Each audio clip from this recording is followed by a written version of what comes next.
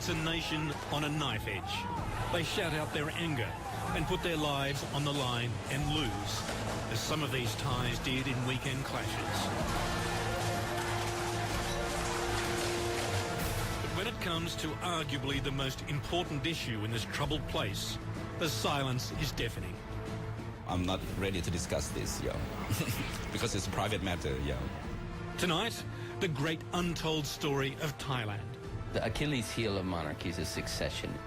It's the stuff of Shakespeare. You can never be assured how the children will turn out. Reporting it has been off limits. But with a beloved king in decline, a successor in the wings, and Thailand at a dangerous and defining moment in its history, the time has come to enter the no-go zone and tell the story. Hello and welcome to Foreign Correspondent. I'm Mark Corcoran. What you're about to see is one of the most difficult reports we've ever set out to make. How do you tell the story of Thailand's royal family when any criticism of the Thai royals can bring a hefty jail sentence in that country? And that applies not only to those making the comments, but to any journalist or author, Thai or foreigner, who writes about the topic. But with Thailand at the crossroads, we've resolved that it's time for a detailed examination of the laws, the gag analysis of the royals, and their pivotal role in Thai politics. Eric Campbell has our story.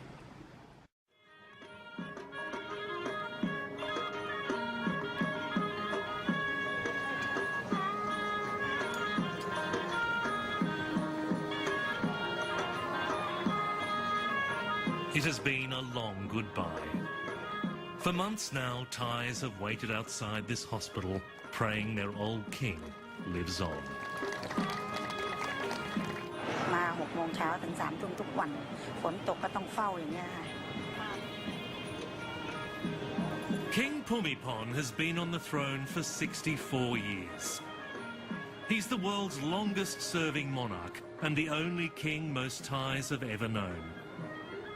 But at 82, in poor health, his reign is coming to an end. คือจุดรวมหัวใจของประชาชนชาวไทยทุกคนไม่ว่าจะคนเด็กที่ว่าพอรู้ความว่านี่คือในหลวงของเขาจนคนเฒ่าคนแก่หัวใจทุกดวงรวมอยู่ที่นี่ที่พระเจ้าแผ่นดินองค์นี้ Thais have come to revere their king as a living god. He is seen as the embodiment of Buddhist piety, moral virtue, and self-sacrifice. But the dread of his passing is mixed with dismay at his successor. This is almost certainly the next king of Thailand, Crown Prince Vajiralongkorn. The semi-naked woman is the future queen, his third wife, Princess Silasamy. The occasion, a birthday party for the prince's favourite poodle, Fufu. The scandalous video leaked to YouTube has been the talk of Thailand, but only behind closed doors. We've seen pictures of his previous wives and girlfriends put out on the internet nude. They're pictures of them taken nude in the palace. How they leaked out was another issue. Some macho people, some Thai guys, might think it's cool. It shows that he's a king who has a harem and things like that. But for the most part, a prince must. And someone in the royal family must protect the institution of the monarchy. They must build it. They must keep its image strong. And this does nothing but make it a point of ridicule. Journalist Paul Handley spent 15 years in Bangkok and wrote the only critical book about the royal family. He can no longer live or work in Thailand, but as an exile he can talk about what few here dare, the crisis of succession. It's the elephant in the room and no one's seeing it or no one's talking about it, but it's there.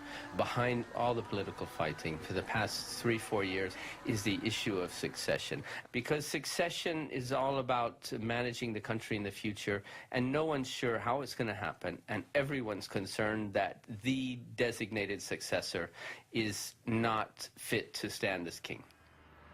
The reason nobody's talking about it publicly is that it could land them in jail. Thailand is one of the few countries in the world that still has a law of lèse-majesté, making it a criminal offence to criticise the royal family. The penalty for lèse-majesté is 3 to 15 years in jail for each offence. Now, that's had a chilling effect on the media here.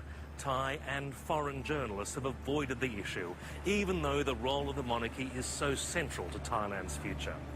Now, because of the risks involved, we're exploring this taboo without any involvement from the ABC bureau in Bangkok or the full knowledge of any Thai national. The consequences may be severe, but we believe it's time this story was finally told.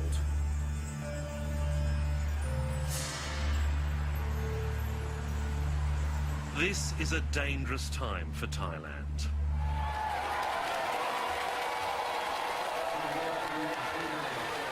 For more than a month, Bangkok has been rocked by mass protests from a group calling itself the Red Shirts. They're demanding the return of the former Prime Minister Thaksin Shinawatra, who was ousted in a military coup 4 years ago. But the protests also challenged the power of the palace, because it wasn't just the military who wanted Thaksin gone. The palace saw him using government money and putting it out into the countryside in his name as making him a rival to the throne.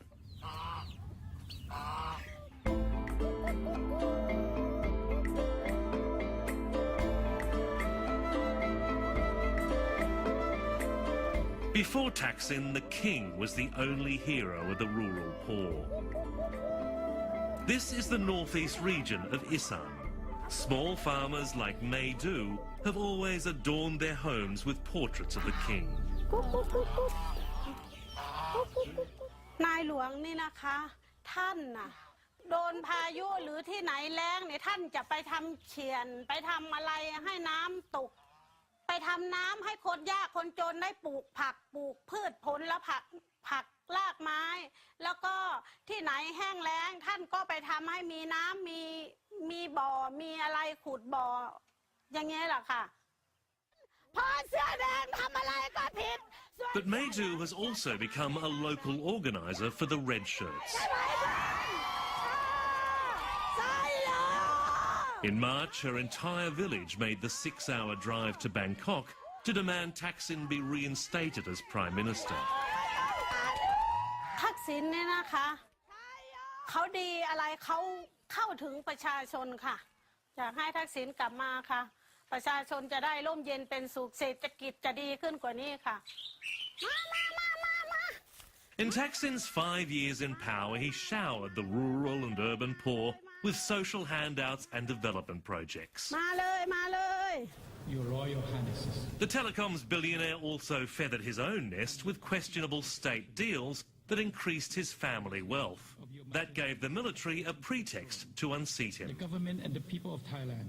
Thaksin set up his own fall, but their real problem was he was trying to rival the palace, and he also was using his money to woo the crown prince and the children of the king onto his side. And basically, once you use your money for that, they owe you favors. And they saw him as trying to co-opt the throne. The king approved the coup after the military seized power. Many argue he had no choice. Tanong Katong is managing editor of The Nation newspaper. In the case of the 2006 military coup, the military took over the country, and the civilian government was in no position to counter the military. What's the king going to do? The country needed to move forward, so he had to endorse that, because the country couldn't be in a vacuum, you know.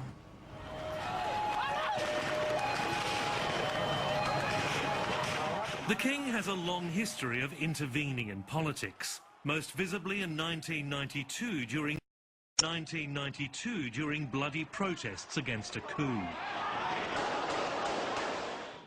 In an extraordinary televised meeting, King Bhumibol ordered the coup leader and the protest leader to prostrate themselves before him. He had them kneel in front of them, and he addressed them like feuding children, and he called them feuding children virtually. And he said, you guys have to stop this for the benefit of the people. Well, everyone liked that. But then if you look at his distinct words, he was very critical of the protest leader and did not specifically criticize the general. And then through the rest of that year, he defended the military. He did not defend anyone on the other side. The palace is happy to have the military enforcing things, making sure that who is in the Democrat government, who is the prime minister, is supported by the military and supported by the palace, and making sure that someone they don't like, Thaksin Shinawatra, is exiled out of the country. The king does not ally himself to any particular groups. There is a big misunderstanding, particularly in Paul Hanley's book, that the king relied on the military support. But anyone who questions this risks a long stretch in jail. Once a week, Kitachai comes to the Bangkok Women's Detention Centre. His sister, Da Torpedo, is serving an 18-year sentence here for criticising the monarchy. ผมก็ไม่คิดว่าจะออกมาลุกนี้ใช่ไหมแล้วไม่คิดว่าเขาจะตัดสินต้อง18 ปี เพราะการตัดสิน18 ปีอย่างที่น้องผมบอกว่าเหมือนกับการโทษเหมือนกับการคล้ายๆคนที่ไปฆ่าคนตาย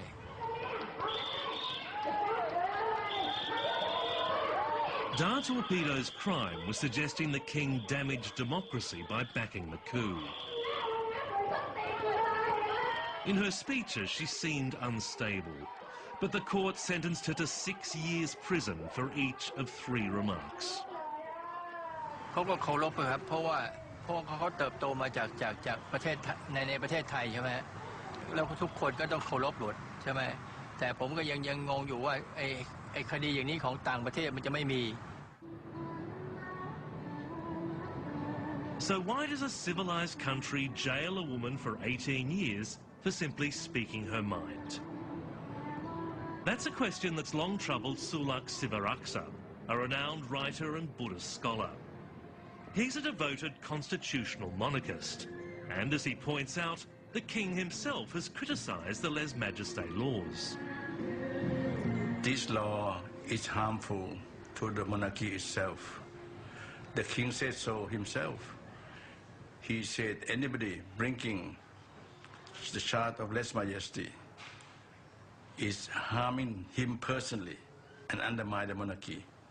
This is from the horse's mouth. And Sivaraksa has taken the king at his word.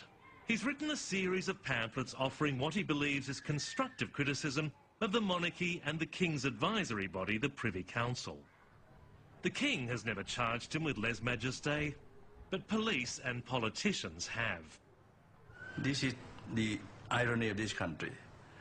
The police is a state within a state, and they all say they're loyal to the king, but they do entirely contrary to his speech. I wrote to them. I gave them the king's words. They just ignore it, unfortunately. The fact is, it's become more dangerous to criticise the monarchy since the bloodless 2006 coup. The country is now deeply divided. There's the red shirts and a royalist group, the yellow shirts, who accuse Thaksin supporters of being closet Republicans. Both sides claim to be defenders of democracy.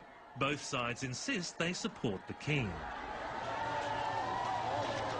But how could you know that? If you have the law of lèse-majesté, those who don't love the king, they don't dare to open their mouth, would they? Even the red shirts, their hidden agenda is very clear against the monarchy. Have you interviewed any one of them? Have anyone said against the king? Of course not, because this law of lèse-majesté is so severe. It's awful. If you want to find out whether the people really love the king, let's abolish this law. You can see the careful line the red shirts tread at their nightly rallies. From exile, Thaksin Shinawatra accuses the king's advisers of collaborating with the military.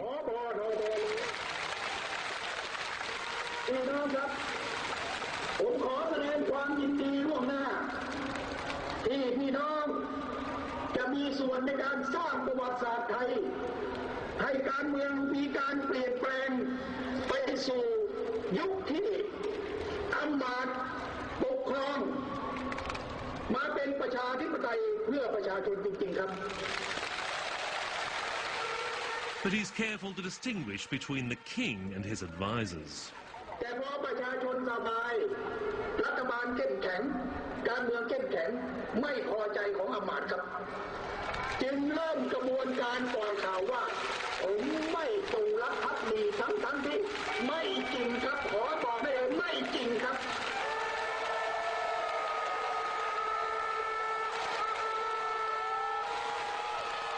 Authorities have pursued anyone criticising the royal family directly, no matter how trivial the offence. Truth is stranger than fiction. Last year they made an example of Harry Nicolaides, an Australian teacher who satirised the prince in a passage of a book that sold just 7 copies. This has to be a bad dream. It has to be a bad dream. It cannot possibly be real. He was sentenced to 3 years, but received a royal pardon after 6 months in prison. He's now back in Melbourne and declined to discuss his treatment. The penalties sought for ties have been even harsher. Hey, what the? Chiranok Premchaiporn runs a political website called Prachatai, which encourages free-spirited debate. She's careful not to post any criticism of the king, but one entry was deemed by authorities to be a veiled criticism of the monarchy. As a result, she's now facing life in prison. So, Chiu, this is the day the police raided your office? Yes. And how many police came? At least 10. 10? Yeah. That was quite frightening. Very frightening. Yeah, and they came to arrest you? Yes, that's something that I never think will happen to me. Now, if you're convicted of the offences, how many years do you face in jail? Maximum is 50. 50 years? Yeah, 50 Half a years. century? Yeah, I never think in that way. You would die in prison? Oh, maybe I can serve something in prison. But I hope not. Yeah, but it's frightening. Yep. Yeah. Premchaiporn has been charged under a new law of computer crime, aimed at stopping the internet becoming a new forum for debate. อันนี้เป็นวิธีหนึ่งที่จะทำให้เกิด self censorship เป็นเรื่องของการสร้างกลไกในการที่จะทำให้คนต้องหวาดกลัวแล้วก็กลายเป็นคนที่เหมือนกับทำให้ขนาดหรือว่าเรื่องราวที่เกี่ยวข้องกับราชวงศ์หรือว่าสถาบันพระมหากษัตริย์เนี่ย It's reached a point where people don't even have to criticise the monarchy. They can be jailed for failing to demonstrate respect, as Chotasak Unsong found on a visit to the cinema. When the royal anthem was played, he declined to stand. คือผมคิดว่าการยืนในเวลามีเพลงสรรเสริญเนี่ยก็เป็นพิธีกรรมทางการเมืองอย่างหนึ่งสำหรับคนที่มีความเชื่อทางการเมืองแบบหนึ่งซึ่งโดยจุดยืนทางการเมืองของผมเองหรือว่าแม้แต่ผมคิดว่าโรงหนังพื้นที่ของโรงหนังเนี่ยมันเป็นพื้นที่ไม่ใช่พื้นที่ทางการเมืองนะครับแล้วก็เราก็น่าจะมีสิทธิ์ที่จะเลือกว่าจะยืนหรือไม่ยืน A royalist in the cinema reported him to police. He's since been threatened with violence and has to move house constantly while he prepares for trial.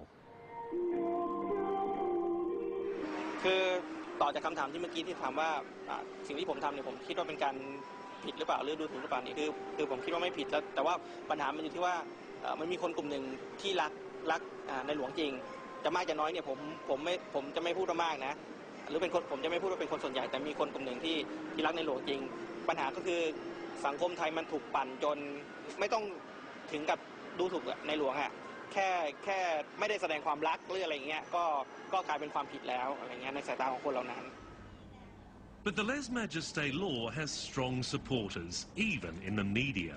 Newspaper editor Tanong argues it doesn't impede free speech. I think Lèse Majesté law in Thailand It's not different from the normal libel law, but we have the lèse-majesté law because we have the monarchy institution. But we have the lèse-majesté law because we have the monarchy institutions here. And as you know, the monarchy is one of the pillars of Thailand's democracy. We're maintaining constitutional monarchy here. Have the laws ever inhibited what you report, what you publish? I don't think so. Not at all? For the past 23 years, in my career, I have never been restricted, with any law at all. เราทุกคนก็เหมือนก้อนดินแค่ก้อนหนึ่งเพราะบางไร้ค่าไร้ความหมาย But the media have been strangely silent about the role of the Crown Prince. Every night at 8, every television network gives flattering reports of the royal family's daily tasks. With the king in hospital, family members like his daughter, Princess Sirindhorn, have been carrying on his good work. But the prince is almost never seen.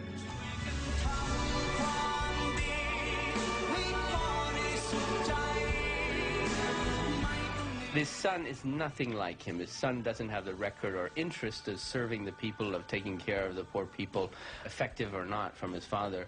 His son doesn't undertake all the duties. The King of Thailand, because he's such a cultural symbol, he has to undertake all these Buddhist rituals, he has to make appearances with the people, do all these things with officials, and the son does very little of that. Like that other king-in-waiting, Prince Charles, the Crown Prince has grown old in the shadow of the monarch. Educated in Sydney at the King's School, then at the Royal Military College, Duntroon, the Prince's only career has been in the military.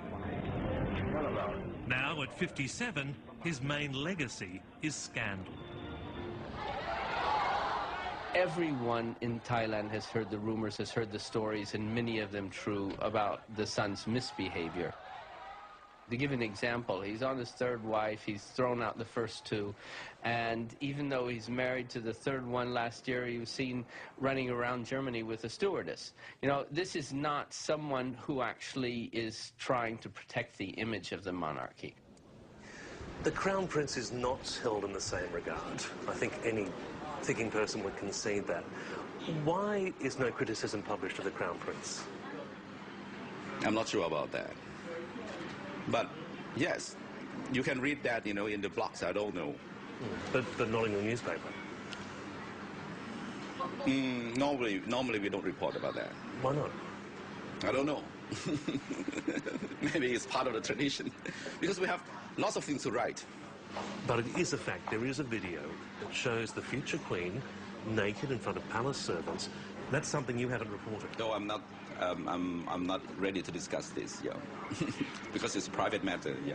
Doesn't it say a lot about the character of what could be the future monarch of this country? See, this goes to the heart of. I won't say anything. I mean, you say you haven't been intimidated from reporting things, but it seems this is an example of something you have been intimidated from reporting. Even personal matters, I never report about personal matters.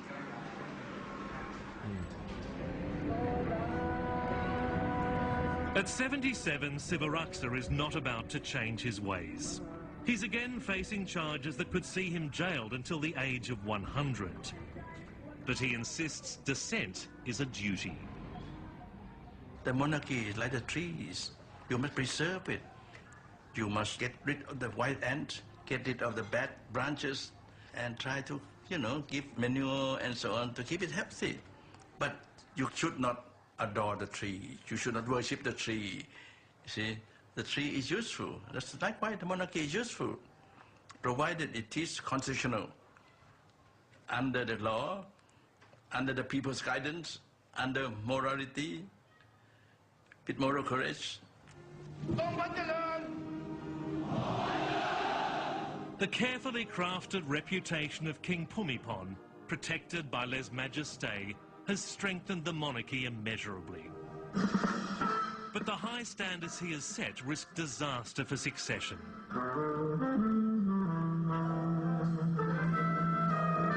Of his children, only Princess Sirindhorn commands similar respect. but she is 55 and childless. Now, you have an alternative. Maybe they would jump the prince to his son, who's about 4 or 5 years old, have a regent, which maybe could be Princess Sirintwan. A lot of people are hoping for that. No, I doubt it. I think that's maybe 5% chance. It's the prince, and they have to reckon with it. And that's why no one wants to talk about it, because they don't know how to do that. The Achilles heel of monarchies is succession.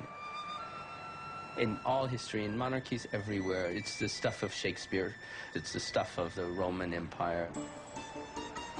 You can never be assured how the children will turn out.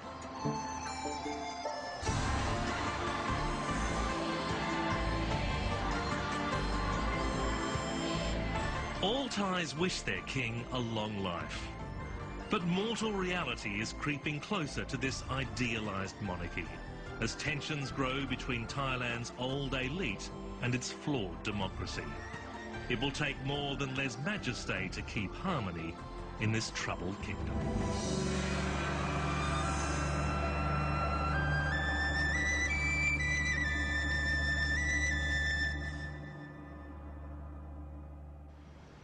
Eric Campbell and the draconian law that many believe is suffocating free speech in Thailand. And the terrible events over the weekend that cost so many lives brought that story forward in our schedule. We know there's plenty of interest in the report that we put on hold to make way for tonight's program. But we'll bring you our journey into the dysfunctional Greek economy next week on Foreign Correspondent. Looking forward to your company then. Until then, good night.